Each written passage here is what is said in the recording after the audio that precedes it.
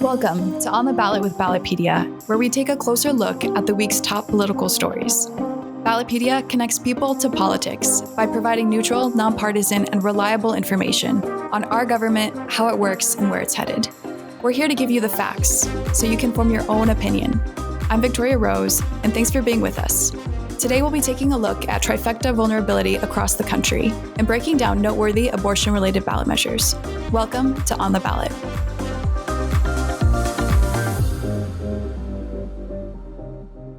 A state government trifecta is a term we use here at Ballotpedia to describe single-party government, which means that one political party holds the governorship and majorities in both chambers of the state legislature. Overall, the U.S. has 37 trifectas, 23 held by Republicans and 14 held by Democrats. According to Ballotpedia's annual trifecta vulnerability ratings, 13 state government trifectas could be in hot water when the 2022 elections roll around in November. Here to break it down is none other than staff writer Doug Kreneisel. Hi, Doug. Thanks for having me, Victoria. Since you've become somewhat of a recurring character on the show, I thought we could take a moment to have you describe what you do here at Ballotpedia. Yeah, I like the idea of being a recurring character. Here at Ballotpedia, I cover a number of elections that you'll see up on our website. Also conduct a number of analyses, like the ones we're about to talk about today and that we've talked about in previous episodes and ideally future episodes to come.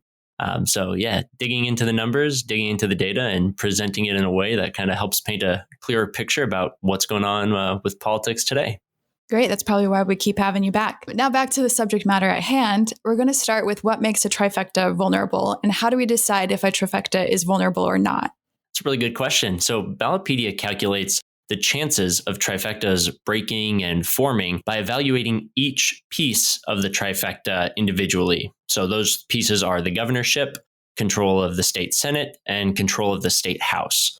We base those evaluations of gubernatorial races on race ratings from outlets you might have heard about, like the Cook Political Report, Sabato's Crystal Ball, and Insight Elections.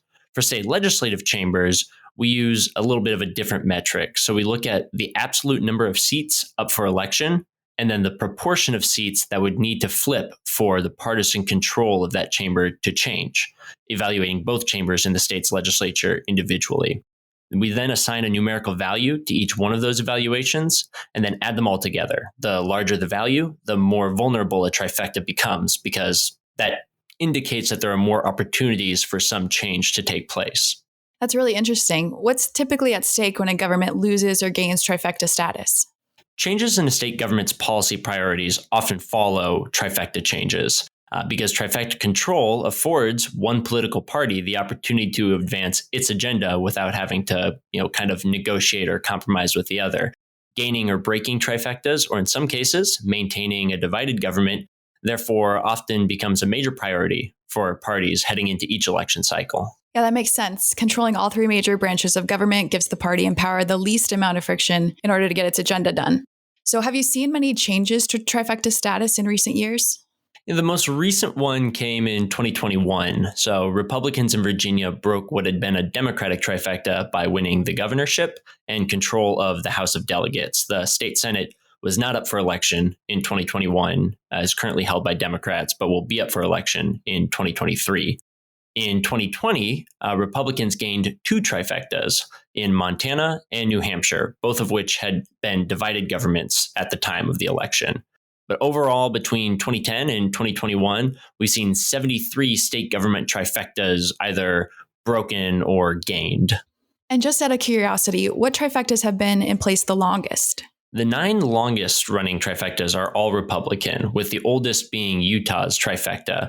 That's been around for 37 years, since 1985. Idaho and both North and South Dakota have had Republican trifectas since 1995. The oldest Democratic trifecta is in President Biden's home state of Delaware, which has had a Democratic trifecta since 2009. California, Connecticut, and Hawaii have all had Democratic trifectas since 2011. And are there any trifectas that we're considering to be more vulnerable than others this year?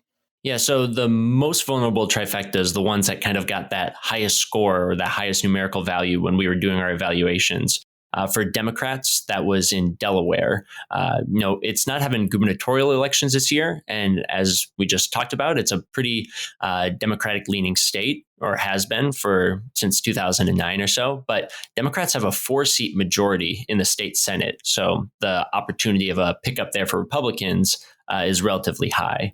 Then Arizona is the only highly vulnerable Republican trifecta this year. And it's pretty vulnerable on all fronts. The governor's race is rated as a toss-up. Doug Ducey is not able to run for re-election because of term limits. And then Republicans have a 1-seat majority in both the state House and the state Senate. And that's the narrowest governing majority in any state legislature in the country. Yeah, I was just back in Arizona, actually, and there were political ads everywhere. It definitely felt like a toss-up. How about states where the trifecta status could be in jeopardy, but aren't necessarily going to be races we're holding out our breath for? Yeah, so these are the moderately vulnerable trifectas. For Democrats, their moderately vulnerable trifectas are in Colorado, Maine, and Nevada. And then for Republicans, we found them in Georgia, New Hampshire, and Texas. And with New Hampshire, like we said, 2020, it became a Republican trifecta. It's a pretty volatile state. Its legislature alone changed party hands something like 5 times over the past decade. So trifecta status there is pretty fluid. And are there any long shots out there?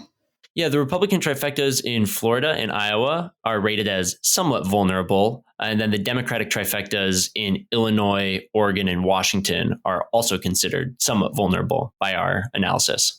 Now tell us about the states with divided governments. Prepping for our conversation, I saw that there were 13 states with divided governments. I'd imagine that establishing trifecta status in these states is a top priority for the Democratic and Republican parties. Is that correct? Definitely. I mean, with Montana and New Hampshire in 2020, obviously you saw it playing a big role for Republicans trying to gain Republican trifectas in those states. Each party has a chance to establish trifectas this election cycle. The possible Democratic trifecta pickups are in Maryland, Massachusetts, Minnesota, and North Carolina. In Maryland and Massachusetts, Democrats control the state legislature in both of those states, both chambers, but Republicans control the governorship. And neither of the incumbent Republican governors in those 2 states are seeking re-election this year. Minnesota has a Democratic governor who's up for re-election. And then they are actually one of 2 states in the country that has a divided legislature where one party controls one chamber, one party controls the other. And then in North Carolina, they've got a Democratic governor currently, and then Republicans control the legislature. For Republicans, the top pickup chances are in Alaska and Kansas. And now Alaska is the other one of those 2 states where there's split control in the legislature. You got a Republican control of the Senate, but a really unique, bipartisan, multi-partisan coalition in the House, where Republicans have a numerical majority in that chamber, but there's a different governing majority. And so that is something that we always look at every election cycle to see sort of how the chips fall and then how people kind of organize themselves afterwards. And then in Kansas, Republicans control the legislature, but Democrats control the governorship, and that governorship is up for election this year. That's all really interesting. Are there any states where we might have a free-for-all on our hands where either party has a shot to establish a trifecta?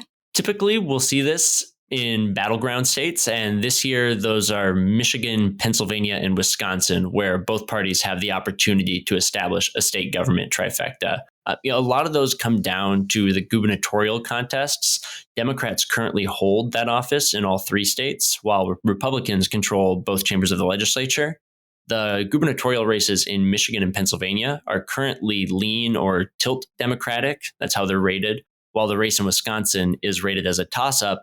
But these ratings might change as the candidate fields become a little bit more settled. So Republicans in Michigan just picked their candidate for governor on August 2nd, and then Republicans in Wisconsin will select their nominee on August 9th. And in both of those instances, whoever is picked or will be picked is going to face an incumbent Democratic governor in those 2 states. Got it. Well, thank you for coming on again, Doug. With this context, it'll be interesting to see what states gain or lose trifecta status this fall. Yeah, thank you for having me. Hey listeners, this is Jeff Paulet, Ballotpedia's editor-in-chief. Here at Ballotpedia, our mission is to ensure that every citizen has access to information to make informed decisions about their vote in every election. If this is a dream you share, well, you're in luck. Ballotpedia is hiring and looking to add to our team of fast learners and creative problem solvers who are eager to work hard to make the world a better place. To learn more about our current openings, you can find them at ballotpedia.org/jobs or via the link in our show notes. Thanks, and hope to see you here at Ballotpedia.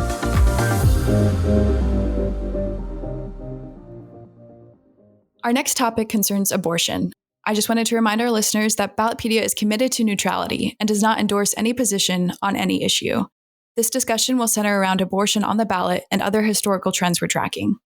This year, there will be at least 5 ballot measures addressing abortion, the most on record for a single year. Measures have been certified for the ballot in California, Kansas, Kentucky, Montana, and Vermont. The U.S. Supreme Court overturned Roe v. Wade in June, ruling, quote, "The Constitution does not confer a right to abortion. Roe and Casey are overruled, and the authority to regulate abortion is returned to the people and their elected representatives," end quote. As a result, ballot measures have become a tool to shape abortion policy. Here to bring us up to speed is Ballot Measures Managing Editor, Ryan Byrne. Hey, Victoria. Glad to be here. Good to have you back on the show, Ryan. On August 2nd, Kansans decided on an amendment to the Kansas Constitution to state that nothing in the state constitution creates a right to abortion or requires government funding of abortions. Kansas is the first state to vote on abortion rights since the U.S. Supreme Court passed down their verdict on Dobbs v. Jackson Women's Health Organization. So there were definitely a lot of eyes on this ballot measure. What was the result, Ryan? Kansans rejected the constitutional amendment, with 100% of precincts reporting the vote was 59% no to 41% yes. As you mentioned, the measure would have amended the Kansas Constitution, and the amendment was a response to the Kansas Supreme Court ruling in 2019, when the court held that the Kansas Bill of Rights afforded a right to abortion. The amendment was designed to overturn that ruling, which was the point of contention between supporters and opponents. Supporters viewed that as giving the power to regulate abortion at various stages of pregnancy to legislators. Opponents viewed that as an attack on women's state constitutional rights. How did turnout in Kansas compare to previous primary election dates? Based on unofficial results, it looks like more than 908,000 people voted on the constitutional amendment, compared to 727,000 in the gubernatorial primaries and 718,000 in the U.S. Senate primaries. Turnout on the amendment exceeded overall turnout at the 2018 and 2020 state primaries. Raw turnout was up for both Democrats and Republicans, but the amendment could have had a particular effect on Democratic voter turnout relative to total turnout for the gubernatorial and U.S. Senate elections. For example, of those who voted in the gubernatorial primaries, 38% voted in the Democratic primary compared to 33% in 2018 and 20% in 2014. It'll be interesting to see if the issue continues to affect voter turnout into the fall. And speaking of November, voters in California and Vermont will be the first to decide ballot measures to establish state constitutional rights to abortion. What's on the ballot in these states?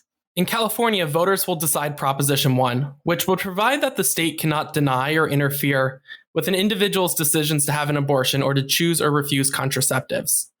In Vermont, voters will decide Proposal 5, which would amend the Vermont Constitution to provide that individuals have a state constitutional right to personal reproductive autonomy. Both of these measures were proposed in relation to an eventual ruling from the U.S. Supreme Court.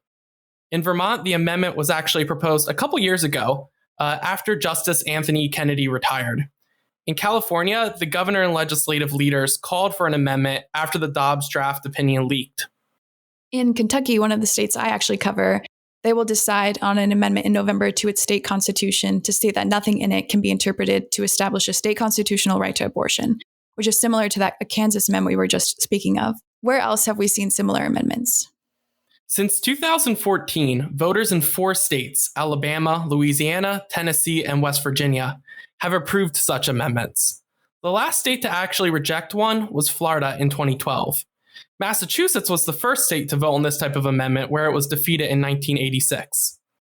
These types of amendments are designed to address previous and future state court rulings on abortion that have prevented or could prevent legislatures from passing certain abortion laws.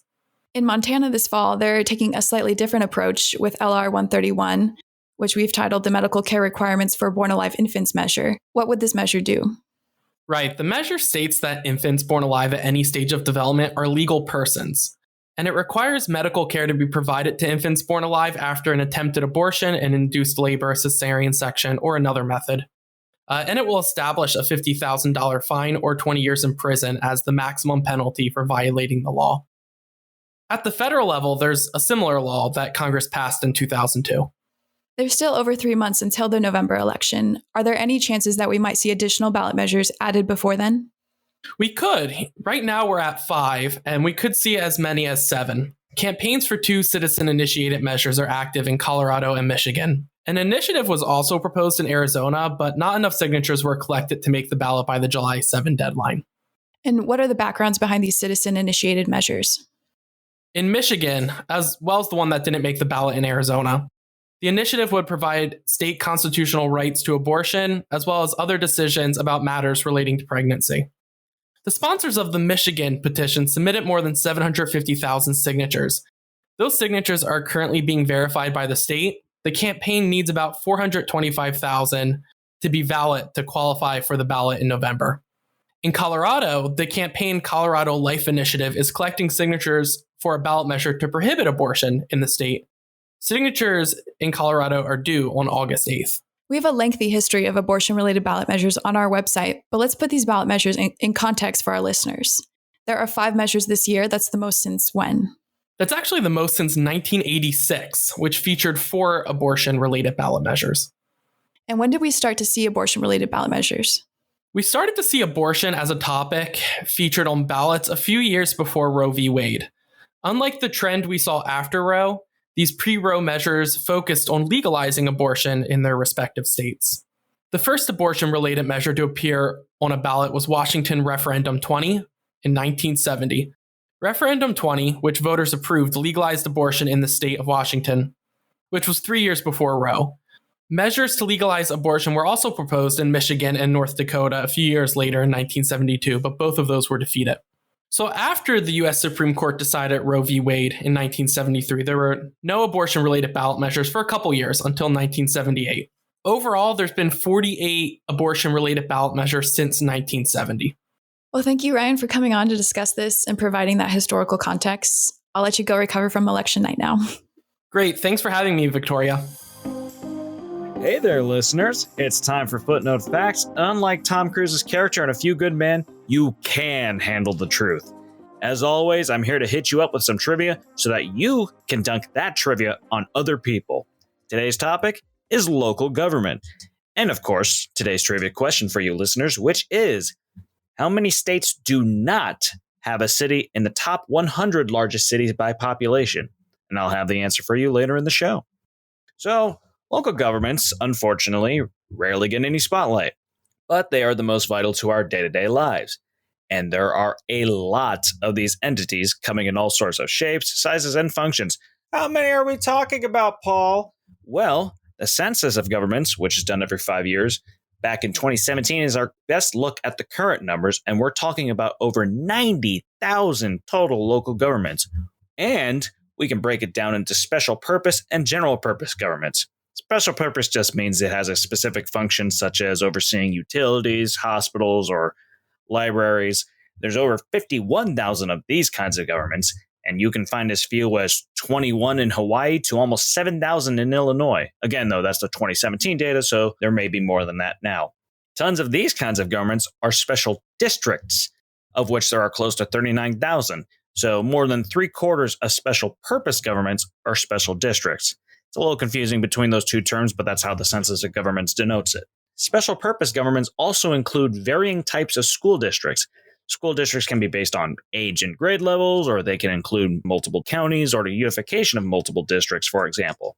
You also sometimes see independent school districts, or ISDs for short, especially in Texas. And while ISDs vary in definition depending on the state, it typically refers to a school district that operates separately from local and state governments. Independent or not, there are nearly a whopping 14,000 public school districts in the U.S. teaching the youngins. But general purpose governments, on the other hand, have a wider scope of responsibilities. There's over 38,000 of those, the most well-known types being county and municipal governments. So you have over 3,100 counties, though Louisiana calls their equivalent subdivisions parishes, and Alaska has boroughs. Alaska also has census areas that are part of what is called the unorganized borough, though it is not actually a borough itself. And then there are over 40 independent cities, mostly in Virginia, which are more like counties themselves instead of being part of actual counties. Now, there is a caveat that comes with these counties and governments, however, and relatedly municipalities. But you'll have to wait to hear what that is until later in the show. Ooh, suspense! That's the general overview of local governments. Later in the show, we're going to get more into the weeds of these counties and municipalities. But for now, it's back to Victoria with our newsletter Spotlight. If you've enjoyed our discussion on ballot measures, be sure to sign up for the State Ballot Measure Monthly newsletter. It tracks the number of measures appearing on the ballot and topics and trends we're watching. Here are a few highlights from the July edition. 116 statewide ballot measures have been certified in 35 states. In California, the legislature referred one amendment to the ballot. 3 more initiatives qualified, and 1 initiative was withdrawn during June, bringing the total for this year's general election to 7 propositions, the fewest since 2009. And in Alaska, 1 indirect initiative, the State Recognition of American Indian Tribes Initiative, was certified to the legislature. Legislatures passed the initiative, which now requires the governor's signature to become law. If the governor does not sign the bill, the initiative will appear on the ballot. To read more about ballot measures, go to ballotpedia.org and find the Email Updates tab, or use the link in our show notes to sign up for the State Ballot Measures Monthly newsletter, or to check out our other newsletters. Polypolitics is back with more footnote facts about the oft-overlooked local governments in the U.S. Now, I mentioned earlier in the show that counties and municipalities have a caveat when it comes to governance, and that is that not all of them have their own governments. The vast majority of counties do, but there are some exceptions. Some, but not all of the counties in Massachusetts have their own governments. Connecticut hasn't had any county governments since legislation passed in 1959 and 1961. And Rhode Island doesn't have any either, though there are 39 municipalities that each have their own governments there. Now, for those counties that do have their own government, one of the major aspects of their governance is whether or not they are chartered. A charter is basically a local constitution, and it gives local governments a greater measure of home rule, such as enacting certain laws specific to that locality or structuring its government in certain ways. Now, local governments that don't have their own charter are under what is known as general law, meaning they are subject to state constitutional provisions and state statutes that lay out those fundamental governance doctrines for them. But as with many things in politics, how charters work differs between states. 17 states do not allow county charters at all, but most of the 33 states that do allow them for all their counties. And a few of those 33 states include Hawaii, Kansas, Maryland, and South Dakota. If there are restrictions on county charters, it's based on county populations, where only counties with a minimum number of residents can enact charters. For example, Missouri only allows charters for counties with a population of 85,000 or more people. And a lot of municipal areas in the U.S. do not have their own government either. You see city, town, and village governments arise through municipal incorporation, but not every one of these is going to have their own charter either. And similar to counties, states may have some restrictions on when municipal charters can be enacted. 5 states do not allow for municipal charters at all, but many of the other 45 states allow charters for all municipalities, such as Iowa, Louisiana, and Michigan. If there are restrictions, they are almost always based on population, such as Delaware, Nebraska, and New Mexico. States with more than 500 charter cities include Kansas, North Carolina, and Georgia. Now, there's so much more to talk about when it comes to local government, but sadly, we do not have the time for it in this episode. But we do have time to answer that trivia question I posed to you earlier in the show. Again, that question is, how many states do not have a city in the top 100 largest cities by population? And if your answer was 17, then congratulations, you won. You did the thing. And I would give you some points, but really, the satisfaction of knowing the answer should be enough, right? Fine, I'll give you 30 points. Go down to your favorite local restaurant, tell them you got Ballotpedia's podcast trivia question correct, and I'm sure they will give you free food. Maybe. Anyway, enough yammering from me. Now to Victoria to close this episode out. That's all for this week's episode of On the Ballot. Thanks again to Doug, Ryan, and Paul for coming on the show. Make sure you don't miss an episode by subscribing wherever you listen to podcasts. We'll be back next week to discuss August 9th primary election results, as well as how incumbents are faring this election season. If you have any questions, comments, or just some love for BP, feel free to send it to us at ontheballot@ballotpedia.org or on Twitter @Ballotpedia. I'm Victoria Rose, and thanks for listening.